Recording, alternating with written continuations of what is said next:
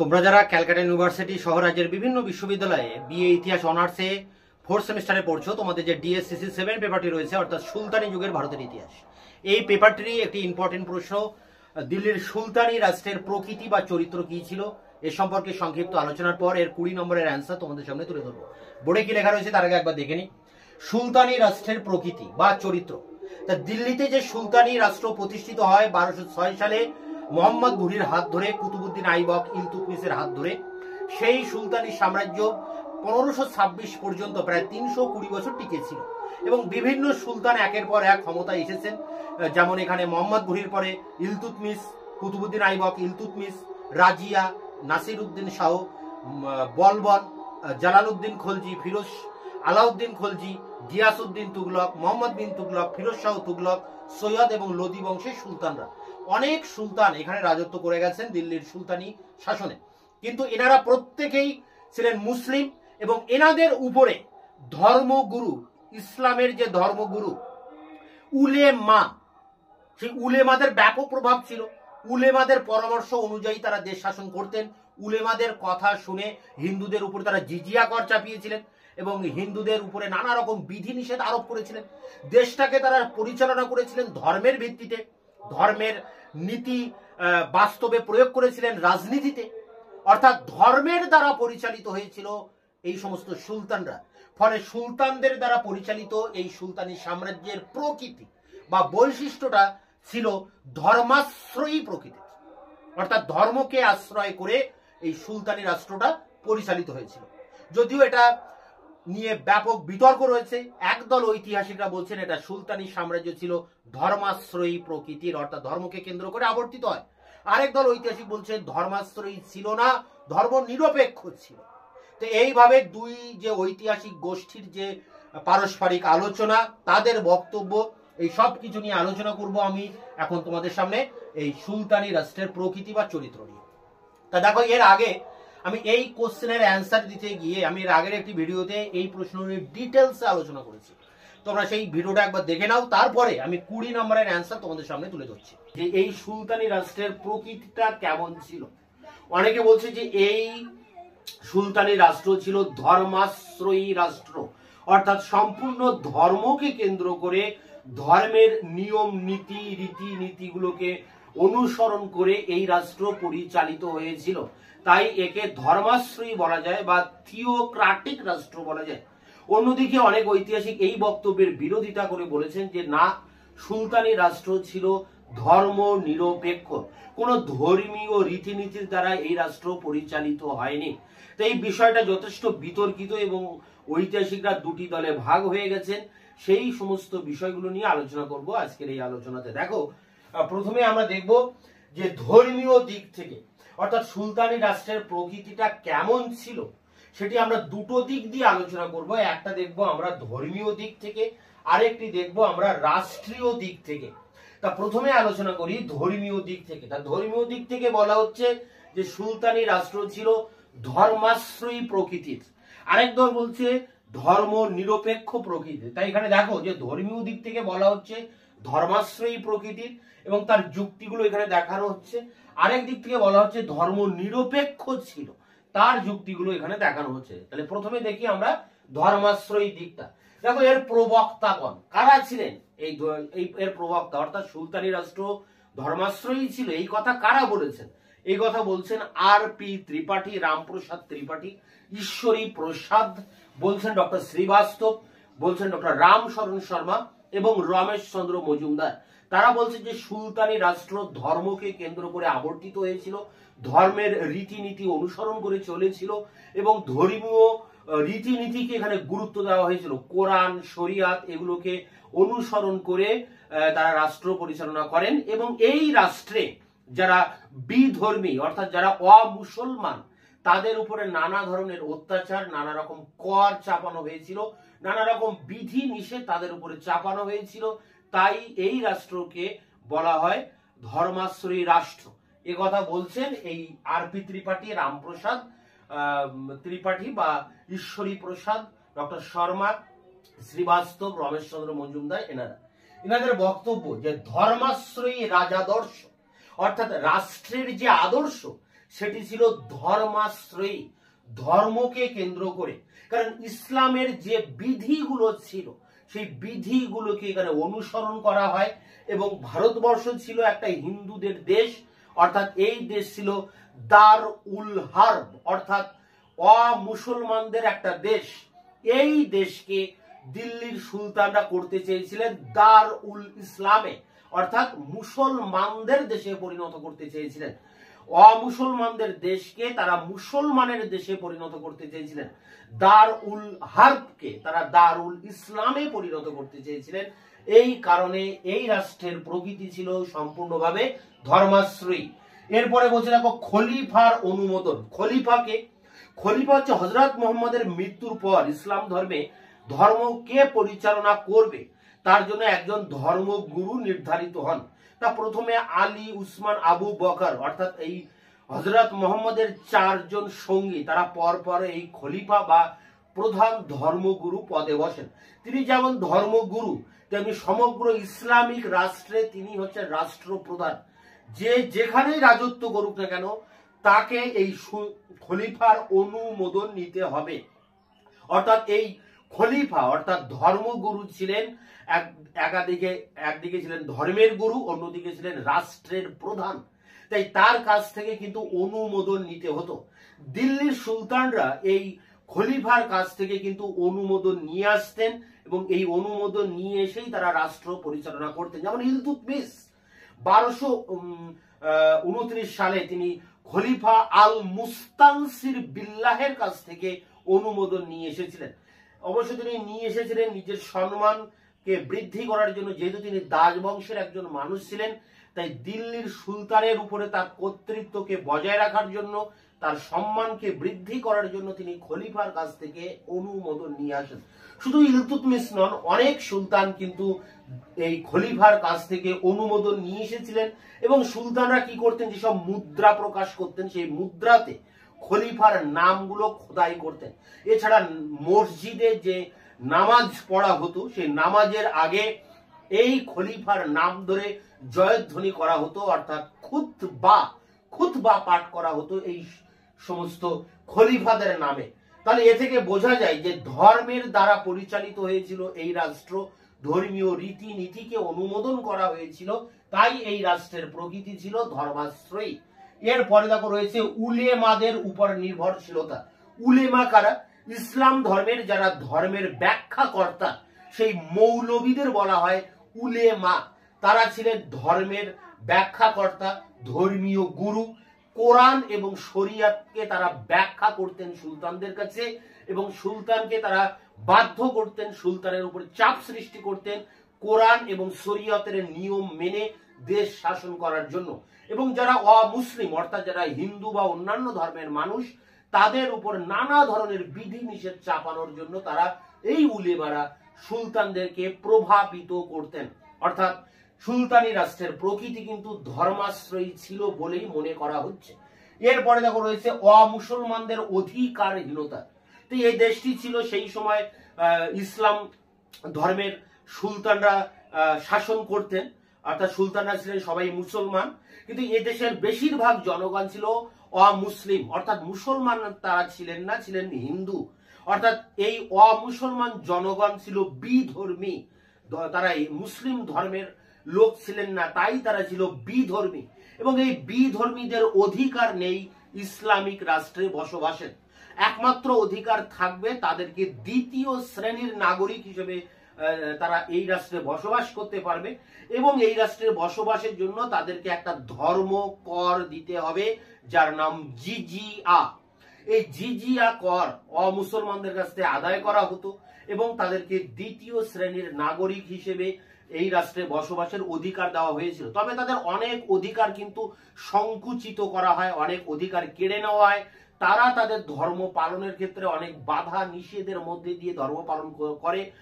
তারা নতুন কোনো মন্দির নির্মাণ করতে পারে না বা পুরনো মন্দিরকে রক্ষণাবেক্ষণ করার অধিকার তারা হারায়, ইত্যাদি ইত্যাদি বিভিন্ন বিষয়ে তাদের উপরে কিন্তু বিধি নিষেধ আরোপ করা হয়। তো এই সমস্ত যুক্তিগুলো দেখলে আমরা বুঝতে পারি যে সুলতানি রাষ্ট্রের প্রকৃতি ছিল কিন্তু ধর্মাশ্রয়ী, অর্থাৎ ধর্মকে কেন্দ্র করে এই রাষ্ট্র পরিচালিত হয়েছিল, তার জন্য এই যুক্তিগুলোকে খাড়া করা হয়েছে। কিন্তু এর বিপরীতে আরেক দল ঐতিহাসিক তারা বলছেন যে সুলতানি রাষ্ট্র ছিল ধর্মনিরপেক্ষ, কোনো ধর্মীয় বাতাবরণ ছিল না, তাই ধর্মনিরপেক্ষ ছিল। ধর্মনিরপেক্ষতার কথা কারা বলেছেন? ঐতিহাসিকদের নাম মোহাম্মদ হাবিবুল্লাহ, মোহাম্মদ মুজিব, মোহাম্মদ হাবিব, ইখতিয়ার আলম খান, ডক্টর নিজামি এবং ডক্টর সতীশ চন্দ্র। এনারা বলছে সুলতানি রাষ্ট্র ছিল সম্পূর্ণভাবে ধর্ম নিরপেক্ষ। এখানে ধর্মের বিষয়কে গুরুত্ব দেওয়া হয়নি। এই যে যুক্তিগুলো এর আগে দেওয়া হলো এগুলো তারা খণ্ডন করেছেন। কিভাবে? তারা বলছে ধর্ম নিরপেক্ষ রাজাদর্শ। কিভাবে বলছেন? তারা বলছেন যে এই সুলতানরা কখনোই ঘোষণা করেনি যে দিল্লির সুলতান রাষ্ট্র ইসলামিক রাষ্ট্র বা ভারতবর্ষ একটি ইসলামিক রাষ্ট্র, এই কথা তারা কখনোই ঘোষণা করেন। তাহলে কিভাবে বলবো যে এই রাষ্ট্রটা ছিল একটা ধর্মাশ্রয়ী রাষ্ট্র, একটা ইসলামিক রাষ্ট্র?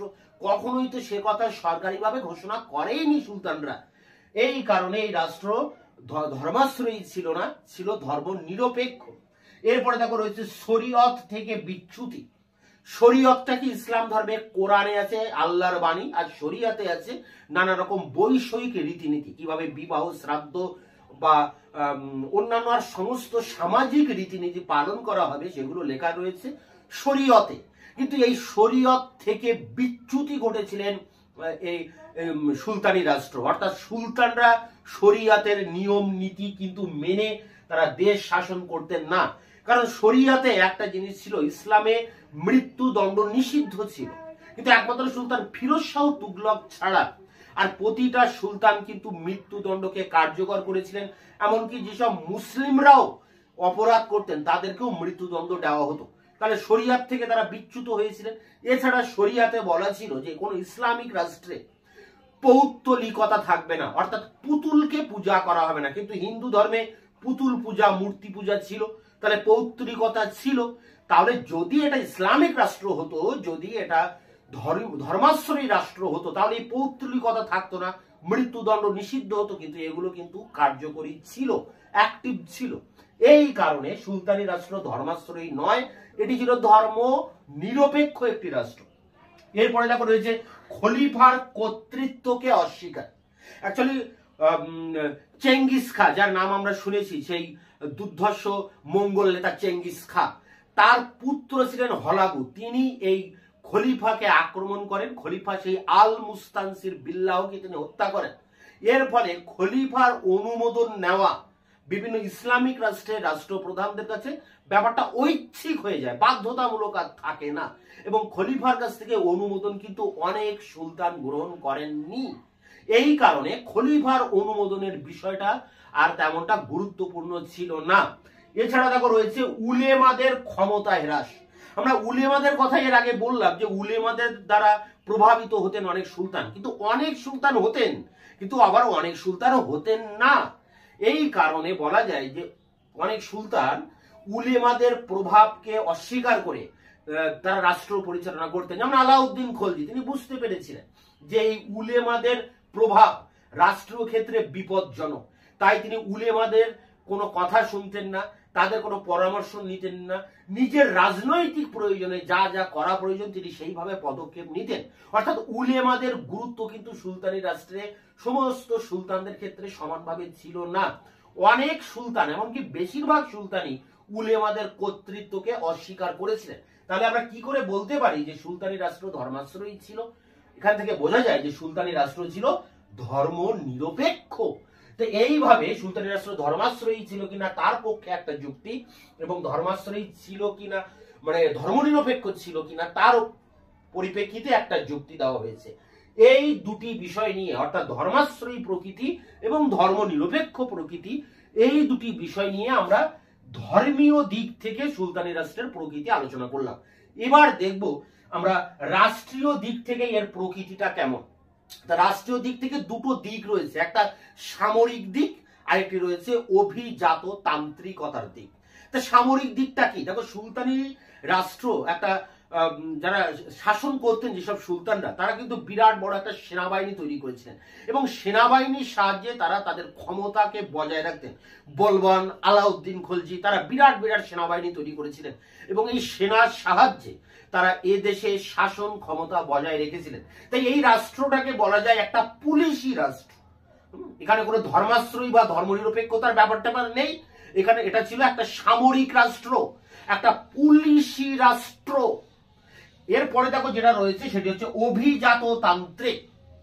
তা সুলতানরা শাসন করতেন আর সুলতানদের অসংখ্য কর্মচারী ছিল, তবে সুলতানদের পরেই যারা ছিল শাসন ব্যবস্থায় তারা ছিল অভিজাত, অর্থাৎ যেসব তুর্কি অভিজাত ছিল তারা শাসন ক্ষমতায় গুরুত্বপূর্ণ পদে তারা বসতেন এবং তাদের দ্বারা তাদের সাহায্যে সুলতানরা রাষ্ট্র পরিচালনা করতেন। যেমন আমরা এখানে ইলতুৎমিশের কথা বলতে পারি। ইলতুৎমিশ প্রায় 40 জন কৃতদাস, তুর্কি কৃতদাসদেরকে নিয়ে একটা সভা তৈরি করেছিলেন, একটা চক্র গড়ে তুলেছিলেন যার নাম 40 চক্র বা বন্দেগান ই চাহেলগানি বা তুর্কান ই চাহেলগানি। চাহেলগানি মানে 40, তুর্কান মানে তুর্কি, 40 জন তুর্কির একটি দল।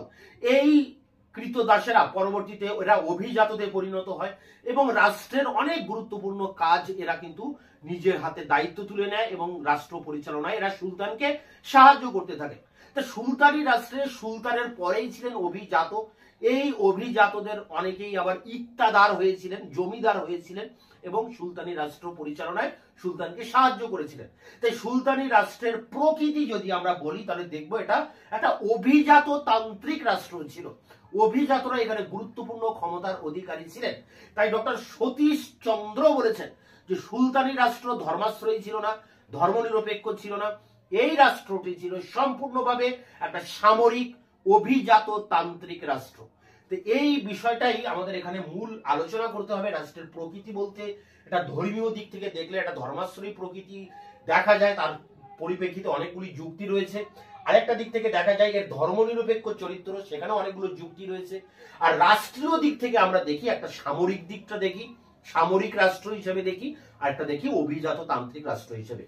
এই 4টি মূল পয়েন্টের উপরে এই রাষ্ট্রের প্রকৃতি নিয়ে আলোচনা করতে হবে। সুলতানি রাষ্ট্রের প্রকৃতি বা সুলতানি রাষ্ট্র কি ধর্মাশ্রয়ী রাষ্ট্র ছিল? এর উত্তর 20 নম্বরের উত্তর দেখো। প্রায় 200 বছরের শাসনকালে দিল্লি সুলতানি রাষ্ট্রের প্রকৃতি নিয়ে আধুনিক ঐতিহাসিকদের মধ্যে বিতর্ক আছে। সমকালীন ঐতিহাসিক বারানির মতে সুলতানি রাষ্ট্র ছিল জাহানদারি বা ধর্মনিরপেক্ষ। Doctor Qureshi, Ishtiaq Husain Qureshi, Irfan Habib, K M Ashraf, Iqtidar Alam Khan, K A Nizami, Khaliq Ahmed Nizami প্রমুখেরা বারানির মতকে সমর্থন করে দিল্লির সুলতানি রাষ্ট্রকে সামরিক ও অভিজাততান্ত্রিক রূপে প্রতিপন্ন করেছেন। কিন্তু ডক্টর ঈশ্বরী প্রসাদ, ডক্টর শ্রীবাস্তব, ডক্টর অনিল চন্দ্র ব্যানার্জি, ডক্টর আর.পি. ব্যানার্জি, শ্রী রাম শর্মা প্রমুখ আধুনিক ঐতিহাসিকগণ সুলতানি রাষ্ট্রকে ধর্মাশ্রয়ী বলেছেন। অর্থাৎ এখানেই দুটো গোষ্ঠী কিন্তু উল্লেখ করা হয়েছে, যে কারা বলেছেন ধর্মাশ্রয়ী, কারা বলেছেন ধর্মনিরপেক্ষ। প্যারা করে দেখো, হাসান নিজামির তাজ উল মাসির, মিনহাজ সিরাজের তবাকাতি নাসিরি, আমির খসরুর খাজা ইন উল ফুতুহ, বারানির ফুতুহ ই জাহানদারি, শামস ই সিরাজ আফিফের তারিক ই ফিরোজশাহী সুলতানি রাষ্ট্রের প্রকৃতি সম্পর্কিত আকর উপাদান। অর্থাৎ সুলতানি যুগের ইতিহাসের গ্রন্থ এগুলো থেকেও আমরা সুলতানি যুগের এই ধর্মের মানে রাষ্ট্রের প্রকৃতি অনেকটা জানতে পারি। উক্ত বিতর্কের সমাধান কল্পে ধর্মাশ্রয়ী রাষ্ট্রের বৈশিষ্ট্য এবং দিল্লি সুলতানি রাষ্ট্রের ইসলামিক তত্ত্ব কতটা কার্যকরী ছিল তা জানা আবশ্যক। থিওক্রাসি স্টেট হলো ঈশ্বর কর্তৃক অথবা তার মনোনীত ব্যক্তি দ্বারা পরিচালিত রাষ্ট্র। অপরপক্ষে দিল্লির মুসলিম রাষ্ট্রের প্রধানকে সুলতান বলা হয়, যার উৎপত্তি তর্ক সাপেক্ষ। K M Ashraf life and condition of the people of Hindustan গ্রন্থে বলেছেন, এক বুয়াহিদ শাসক সুলতান উপাধি গ্রহণ করেছিলেন। ভারতের সুলতান শব্দটি ক্ষমতা ও কর্তৃত্বের দ্যোতক, তবে মজার বিষয় কোরআনে সুলতানের উল্লেখ নেই। তাই বলা যায় দিল্লির সুলতানি রাষ্ট্র ধর্মাশ্রয়ী ছিল না। ও ইসলামিক রাষ্ট্র, one scripture, one nation and one sovereign, 3টি বৈশিষ্ট্য পরিলক্ষিত হয় এবং তত্ত্বগতভাবে ঈশ্বরের প্রতিনিধি খলিফা হবেন ওই রাষ্ট্রের সর্বোচ্চ ক্ষমতা সম্পন্ন ব্যক্তি। কিন্তু সুবৃহৎ ইসলাম রাষ্ট্রে একা খলিফার পক্ষে শাসন পরিচালনা করা অসম্ভব। তাই তার মনোনীত ব্যক্তিরা ওইসব রাষ্ট্রে শাসনভার গ্রহণ করতেন। দিল্লি সুলতানি রাষ্ট্রে কুতুবুদ্দিন আইবক, মোহাম্মদ বিন তুগলক, খিজির খা, ইব্রাহিম লোদি ব্যতীত সমস্ত সুলতানি খলিফা কর্তৃক মনোনীত হন। সুলতানরা খলিফার মনোনীত ব্যক্তি হিসাবে খুতবা ও মুদ্রায় তাদের নাম উল্লেখ করতেন। সুতরাং রাষ্ট্রে খলিফাদের ব্যাপক প্রভাব ছিল, যা রাষ্ট্রের ধর্মাশ্রয়িতার পরিচায়ক। প্যারা করে দেখো 4 নম্বর প্যারা। মুসলিম শিক্ষিত ধর্মীয় কার্যে নিযুক্ত সুবিধাভোগী শ্রেণী উলেমা নামে পরিচিত ছিলেন। ডক্টর ইউসুফ হোসেন বলেছেন, উলেমা গোড়া ধার্মিক ও পরিবর্তন বিরোধী। কে এম আশরাফ তার পূর্বোক্ত গ্রন্থে 3 ধরনের উলেমার কথা বললেও কে এ নিজামি তার religion and politics in India during the 13th century গ্রন্থে 2 ধরনের উলেমার কথা উল্লেখ করেছেন। প্রথমে রয়েছে উলেমা ই আখরত। এরা কেবল ধর্মীয় কার্যে নিযুক্ত থাকতেন, শাসন ক্ষেত্রে কোনো ভূমিকা নিতেন না। 2 উলেমা ই দুনিয়া। এরা রাষ্ট্রের পদাধিকারী হয়ে ধর্ম কার্যের সঙ্গে যুক্ত থাকতেন। অবশ্য আমির খসরু বলেছেন, কোরআনে উল্লেখিত উলেমাদের কর্তব্যের সঙ্গে দিল্লি সুলতানি রাষ্ট্রে উলেমাদের কোনো মিল ছিল না, এমনকি তারা মুসলিম আইন সম্পর্কে অজ্ঞ ছিলেন। মোহাম্মদ বিন তুগলক, আলাউদ্দিন খলজি প্রমুখ সুলতানরা উলেমাদের ধর্মীয় ব্যাখ্যা মান্য করতেন না। বলা যায় উলেমাদের সঙ্গে আদৌ রাষ্ট্রের ধর্মের মিল ছিল না, যা ধর্মনিরপেক্ষতাকে সমর্থন করে। প্যারা করে দেখো, মুসলিম রাষ্ট্রে অমুসলমানদের 3টি শ্রেণীতে ভাগ করা হয়। 1 আহাদ ই কিতাব, যাদের ধর্মকেন্দ্রিক পুস্তক আছে, যেমন খ্রিস্টান। 2 মুসাবিল ই কিতাব, যাদের ধর্মগ্রন্থ থাকলেও বিশেষ কোনো গ্রন্থের উপর নির্ভরশীল নয়। 3 মুসানকিন, যারা বহু দেবত্বে বিশ্বাসী এবং ইসলামীয় শরীয়ত অনুযায়ী তাদের ধ্বংস করা দরকার। প্যারা করে দেখো 5 নম্বর। দিল্লির সুলতানি রাষ্ট্রে হিন্দুরা জিম্মি বলে বিবেচিত হতো এবং এরা দ্বিতীয় শ্রেণীর নাগরিক, যাদের জিজিয়া কর দিতে হতো। অনিল চন্দ্র ব্যানার্জি বলেছেন, জিজিয়া হিন্দুদের কাছে কেবল আর্থিক বোঝা নয়, এটা ছিল সোশ্যাল সিগমা স্বরূপ। ফিরোজ তুগলক ব্রাহ্মণদের উপর এই কর স্থাপন করেন, যা রাষ্ট্রের ধর্মাশ্রয়িতার সাক্ষ্য বহন করে। তবে নিজামি তার পূর্বোক্ত গ্রন্থে জিজিয়াকে সামরিক কর বলেছেন। এমনকি সুলতানি রাষ্ট্রের রাজকীয় প্রতিষ্ঠানগুলি কতটা ধর্মীয় আইন মান্য করত তা নিয়েও রমিলা থাপার সহ বহু ঐতিহাসিক সন্দিহান। বারানির বিবরণ অনুযায়ী তৎকালীন উলেমারা হিন্দুদের প্রতি কট্টরবাদী ছিলেন, তবে নিজামি এ বিষয়ে সন্দিহান। ফাওয়াইদ উল ফিরোজ শাহীতে বলা হয়েছে, মুসলিম অতীন্দ্রিয়বাদীরা হিন্দুদের প্রতি সহানুভূতিশীল ছিলেন, এমনকি বহু হিন্দু উৎসবে সুলতানরা অংশ নিত। প্যারা করে, সুলতানি আমলে স্থাপত্য কার্যে হিন্দু কারিগররা নিযুক্ত হতেন।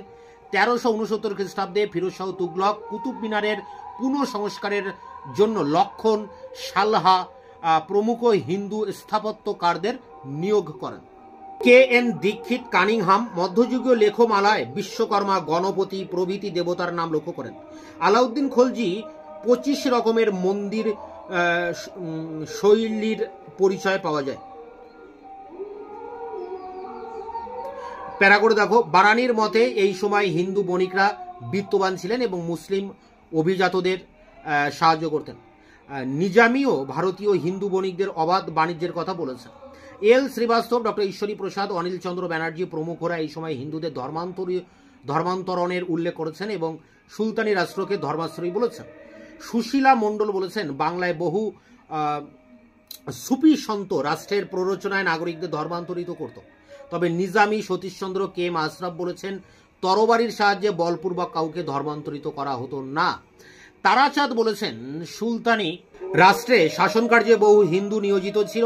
আলাউদ্দিনের দাক্ষিণাত্য অভিযানকালে বহু হিন্দু নিয়োজিত হন। ডক্টর নিজামি বলেছেন, শাসন কার্যে হিন্দুরা অপরিহার্য ছিল, এমনকি সুলতানরা হিন্দু সাহিত্যের প্রতিও সহমর্মিতা প্রকাশ করতেন। এখানে নরেন্দ্রনাথ ভট্টাচার্য একটা কথা বলেছেন যে ব্যবহারিক জীবনে হিন্দু মুসলমান সহাবস্থানটাই ছিল মুখ্য, ধর্মটা ছিল গৌণ। প্রত্নতাত্ত্বিক উপাদান থেকে সুলতানদের প্রতি হিন্দুদের মানসিকতার পরিচয় পাওয়া যায়। 1276 খ্রিস্টাব্দে পালম লেক থেকে জানা যায় যে হিন্দুরা বলবনকে নায়ক পদ দ্বারা অভিহিত করেছেন। 1327 খ্রিস্টাব্দের এক লেখতে মোহাম্মদ বিন তুগলককে শক উপাধি দেওয়া হয়েছিল। বিদ্যাপতি ঠাকুর পুরুষ পাশিকি গ্রন্থে সুলতানের প্রতি উচ্চ আকাঙ্ক্ষা প্রদর্শন করেছেন। অতএব বলা যায় সুলতানি আমলে হিন্দুরা যথেষ্ট সম্মানের অধিকারী ছিলেন। আর্নল্ড আমির আলী প্রমুখরা বলেছেন সুলতানগণ হিন্দুদের প্রতি সহানুভূতিশীল ছিলেন। এতদ দ্বারা বলা যায় দিল্লি সুলতানি রাষ্ট্র আদৌ ধর্মাশ্রয়ী ছিল না। তাই কে এ নিজামি তার পূর্বোক্ত গ্রন্থে বলেছেন, তোমরা এটা দেখে লিখে নেবে, the Turkish state transformed itself into the Indo Muslim state. এই কথাটা তোমরা ইংরেজিতে লিখে নেবে। এরপরে দেখো রয়েছে মুসলিম আমলে নৈতিকতার নির্ণয়ের দপ্তর হিসবা শরিয়া আইন অনুযায়ী পরিচালিত হতো। মোহাম্মদ বিন তুগলক, বলবান আলাউদ্দিন খলজির আমলে দপ্তরটির অস্তিত্ব ছিল, যা লক্ষ্য করে অনেকে সুলতানি রাষ্ট্রকে ধর্মাশ্রয়ী বলতে চেয়েছেন। তবে ডক্টর নিজামি তার নস্যাৎ করে বলেছেন political experience rather than religion guided the action in the sultan. এরপরে দেখো রয়েছে সামগ্রিক আলোচনার পরিপ্রেক্ষিতে বলা যায় সুলতানি সাম্রাজ্যের চরিত্র তমসাচ্ছন্ন। কিছু সময়ে একটি ধর্মীয় বাতাবরণ আরোপ করে একে ঈশ্বরতন্ত্র রূপে বিবেচিত করা হয়, আবার অনেক সময় ইহাকে মিলিটারি স্টেট বলা হয়। কিন্তু পুঙ্খানুপুঙ্খভাবে বিচার করলে উপরোক্ত মত দুটির একটিও সমর্থনযোগ্য নয়। তাই বলা যায় দিল্লি সুলতানি রাষ্ট্রকে বাহ্যত ধর্মাশ্রয়ী মনে হলেও তা সর্বাংশে ধর্মাশ্রয়ী ছিল না। এই রাষ্ট্র ছিল অংশত ধর্মাশ্রয়ী, মানে কিছুটা ধর্মাশ্রয়ী, এবং অংশত কিছুটা ধর্মনিরপেক্ষ। তাই এই ছিল দিল্লি সুলতানি রাষ্ট্রের প্রকৃতি বা চরিত্র, বা দিল্লি সুলতানি রাষ্ট্রের কি ধর্মাশ্রয়ী ছিল কিনা তার উপরে 20 নম্বরের কোশ্চেন অ্যান্সার সংগ্রহ করে পরীক্ষার প্রস্তুতি নাও। দেখা হচ্ছে অন্য ভিডিও ক্লাসে। ততক্ষণ চ্যানেলকে সাবস্ক্রাইব করে রাখবে, বন্ধুদের কাছে শেয়ার করবে। ভিডিওটি ভালো লাগলে অবশ্যই একটা লাইক দেবে।